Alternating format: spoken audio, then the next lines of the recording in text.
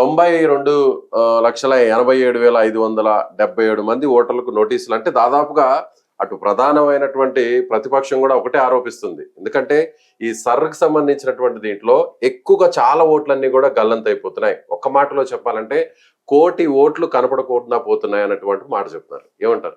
ఇది మనకు అందరికి తెలిసిందే అండి. అంటే పలు రాష్ట్రాల్లో కూడా ఇంప్లిమెంట్ చేశారు. బెంగాల్లో ప్రధానంగా వివాదాస్పదమై దాదాపు 91 లక్షల ఓట్లు తొలగించిన తర్వాత సుప్రీంకోర్టు వరకు కూడా కేసు వెళ్ళి సుప్రీంకోర్టు కూడా ఇంత పెద్ద మొత్తంలో తొలగింపుని మీరు అనలైజ్ చేసి రిపోర్ట్ ఇవ్వండి అని ఓటర్లకు కూడా క్షమాపణ చెప్పారు. అసలు ఈసారికి ఒక్కటి మీరు ఓటు వేయొద్దండి, మీ వివాదాలను పరిష్కరించి నెక్స్ట్ టైం ఇస్తామనే అవకాశంలో.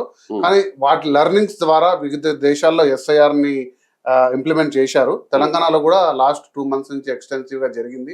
1 కోటి ఓట్లు అంటే 92 లక్షలకు. అంటే ఇంతకు ముందు దాదాపుగా స్వచ్ఛందంగా ఓటర్లు వాళ్ళ అప్లికేషన్స్ వేరే స్టేట్ లో ఇచ్చుకోవడం లేకపోతే తిరిగి ఇవ్వకపోవడం అనేది మనం చూసుకుంటే అది ఆల్రెడీ 90 lakhs వరకు ఉంటే 70 కలిపి మొత్తం 1.71 crores ఓటర్లు తొలగిపోతున్నారు. తెలంగాణలో ఉన్న ఓట్లు చూస్తే దాదాపు 3.5 కోటి ఓట్లు ఉంటే దాదాపు 1 కోటి ఓట్ల ఇక్కడ గల్లంతవుతున్నాయి. అంటే ఇది రాజకీయంగా ఒకరినొకరు విమర్శ చేసుకునే దానికోసమే చేస్తున్నటువంటి అభియోగం, లేదంటే నిజంగానే ఆ పరిస్థితి ఉందంట? ఖచ్చితంగా. ఎందుకంటే ఇది ఓన్లీ ముసాయిదా డ్రాఫ్ట్. ఇందులో వచ్చిన వాళ్ళు అబ్జెక్షన్స్ చూడాలి. ఇప్పుడు విజయ్ గారు మీరు ముసాయిదాలో మీ ఓట్లు లేకుంటే అప్పుడు మీరు అబ్జెక్షన్ చెప్తారు. అబ్జెక్షన్స్ ఎంత మందికి ఉన్నాయి, ఎన్ని లక్షల మందికి ఉన్నాయి దాన్ని బట్టి. ఎందుకంటే బెంగాల్లో దాదాపు 29 లక్షల మందికి అబ్జెక్షన్స్ రైజ్ చేశారు. వాటిని ప్రభుత్వం సాల్వ్ చేయలేకపోయింది. సో ఈ ముసాయిదాలో ఓట్లు లేని వాళ్ళు, ఎందుకంటే స్వచ్ఛందంగా హైదరాబాద్ మహానగరంలో వస్తుంటారు వెళ్తుంటారు, స్వచ్ఛందంగా వెళ్ళిన వాళ్ళ గురించి మనం ఓకే. కానీ స్వచ్ఛందంగా కాకుండా అదే పనిగా టార్గెట్ చేసి ఒక సెక్షన్ ఒక ఊర్లో ప్రతిపక్షం అంటూ ఓట్లు తొలగిస్తే సో వాటిని గవర్నమెంట్ ఎలా ఉంటది? కాకపోతే తెలంగాణకు ఒక ప్రొటెక్షన్ ఉంది. ఏంటి అంటే రాష్ట్ర ప్రభుత్వము కేంద్ర ప్రభుత్వము దీంట్లో డిఫరెంట్ కాబట్టి వీళ్ళు ఇక్కడ అధికారంలో ఉండేది కాంగ్రెస్ పార్టీ కాబట్టి, పైన కేంద్రంలో ఉండేది బీజేపీ కాబట్టి, సో రాజకీయ పరమైనటువంటి విమర్శలు కూడా ఖచ్చితంగా చేసుకోవాలి. ఏదైనా కూడా పక్షపాతంతో తొలగింపు ఉంటే ఇక్కడ ఛాన్సెస్ తక్కువగా ఉన్నాయి కాబట్టి ఈ ముసాయిదాను ఒకసారి రివ్యూ చేసుకొని ఎన్ని అబ్జెక్షన్స్ వచ్చాయో మనము చూసుకొని, ఆ అబ్జెక్షన్స్ ఒకవేళ కొన్ని లక్షలు అంటే 30-40 లక్షల్లో ఉంటే ఖచ్చితంగా దీన్ని మళ్ళీ రెండవసారి చేయాల్సిన అభిప్రాయం ఉందండి. అలాగే ప్రధానంగా చూస్తే ఇక్కడ ఎలాంటి అభ్యంతరాలు లేనటువంటి ఓటర్లు చూస్తే దాదాపు 1,71,00,000, అంటే దాదాపు 1,72,00,000 మందికి నో అబ్జెక్షన్ పాస్ అయిపోయారు. వాళ్ళైతే క్వాలిఫైడ్. సో ఎలాంటి అబ్జెక్షన్ లేదు. అంటే దాదాపు 3.5 కోటి ఉంటే అందులో 50% మాత్రమే ఒక రకంగా మీరు అన్నట్టుగా పాస్ అయ్యారు అనుకోవచ్చా? ఇంకా 50% లో 73 lakhs మరొకసారి తొలగించారు. కాబట్టి ఈ టోటల్ ఓటర్స్ లో మనం కంప్లీట్ గా డిలీట్ చేసిన ఓటర్స్ లిస్ట్ ని ఇప్పుడు పబ్లిష్ చేసిన తర్వాత అబ్జెక్షన్స్ ఎన్ని వస్తాయని చూడాలి. అంటే మా ఓట్లు లేవని వాటిని రెండవ రౌండ్ లో చూసుకున్న తర్వాత ప్రభుత్వానికి వచ్చే ఛాలెంజ్ అది. అసలు ఎలా తీయగలిగారు మా ఓటుని అంటూ వచ్చే ఛాలెంజింగ్. అంటే బెంగాల్ లాంటి అంశం నేను చెప్తున్నాను. 29 లక్షలు అనేది చిన్న ఓట్లు కాదు.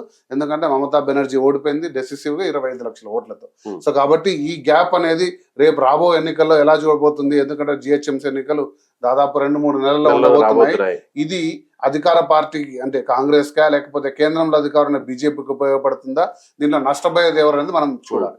అలాగే ఇంకొక అంశం కూడా ఇక్కడ ప్రధానంగా ప్రస్తావించాలి. Form 6 ద్వారా కొత్తగా నమోదు చేసుకోవచ్చు అనే అంశాన్ని చెప్తున్నారు. అంటే తీసేసిన ఓట్లే దాదాపు 74 లక్షలు ఉంటే కొత్తగా ఇక్కడ నమోదు చేసుకున్న ఓట్లు ఎన్ని రాబోతున్నాయని కూడా చూడాలి ఖచ్చితంగా. ఎందుకంటే తొలిసారి ఓటర్ గా రిజిస్ట్రేషన్ చేసుకోవచ్చు, లేకపోతే ఇక్కడికి మైగ్రేట్ అయిపోయిన తర్వాత రిజిస్ట్రేషన్ చేసుకోవచ్చు. వాటి ఓట్లను ఇక్కడ కన్సిడర్ చేయలేదు. కేవలం ఓల్డ్ ఎలక్టోరల్ లో ఉన్న ఓట్లను మాత్రం తీసుకొని వాళ్ళతోటి ఫార్మ్స్ కలెక్షన్ చేసుకొని రికన్సైల్ చేశారు. ఇది ముసాయిదా మొదటి రౌండ్.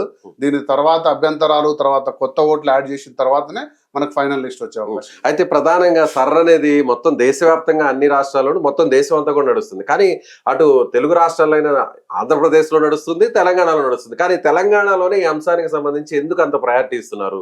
ప్రధానంగా తెలంగాణలో హైదరాబాద్ మహానగరం ఉంది. మహానగరం అంటే 1 కోటి నుంచి 1,20,00,000 జనాభా. కాబట్టి ఇంత పెద్ద జనాభా ఉన్నప్పుడు ఓట్లు గల్లంతే అవకాశాలు ఎక్కువ ఉంటాయి. కాబట్టి అక్కడ ఇంటెన్సివ్ గా చేయాలి.